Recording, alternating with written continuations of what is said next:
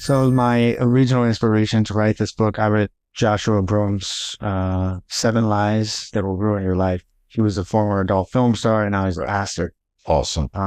So I really appreciated a lot of the stuff that he talked about in the book. And he was very real and authentic and raw about some of the stuff he experienced. Yeah. So then I started to make a list of things that I experienced in my past or was currently going with. Right.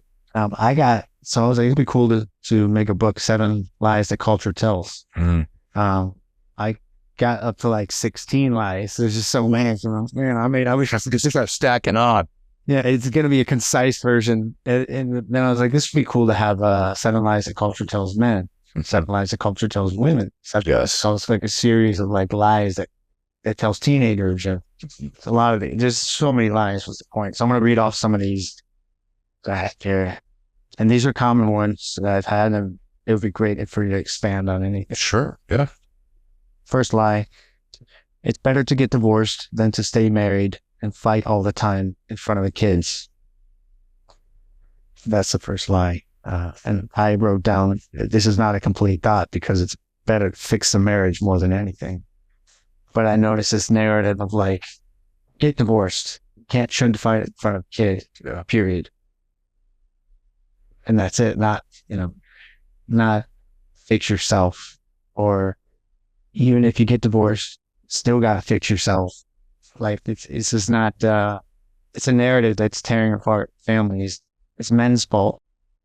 I know there's a statistic out there that I've been hearing that I disagree with. It's just, in divorces, 70% of the time it's the woman leaving the man. It's a very common statistic I've been hearing.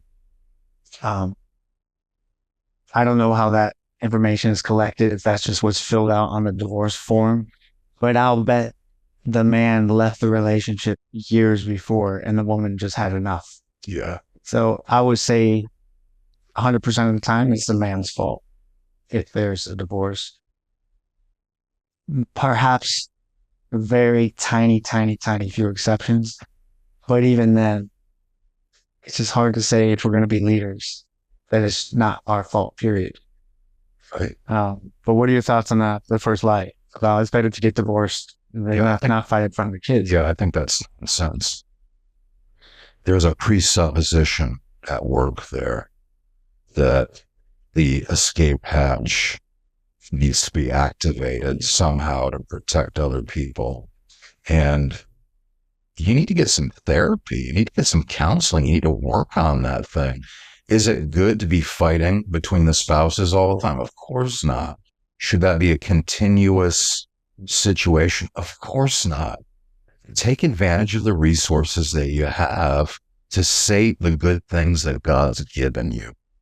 So that, to me, sounds like a justification to do what you want rather than what God's called you to do. And with regards to statistics, statistics are easily manipulated. I don't believe much of what people say is the statistics on things, because the variables, as you yourself just said, are easily manipulated. At the end of the day, and again, I'm assuming that men will be watching this predominantly, do your own work. Do your own work. And then try to save your marriage if you're having a difficult time. Realize every resource that God's provided for you, whether that's pastoral counseling or therapy or psychological assessments, or all three, whatever you need. Is your marriage important enough to save? Is your son or daughter worthy to have both parents in their home acting in a healthy manner?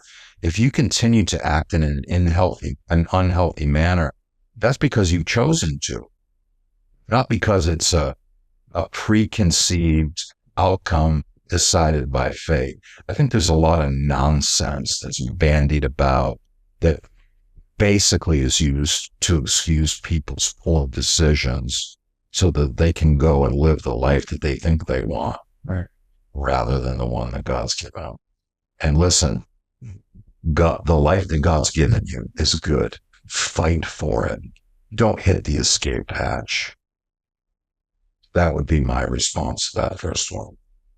Okay. Thanks for watching. If you like this type of content, give it a thumbs up and let me know in the comment section below. If you want to support this channel, consider subscribing for more free content just like this.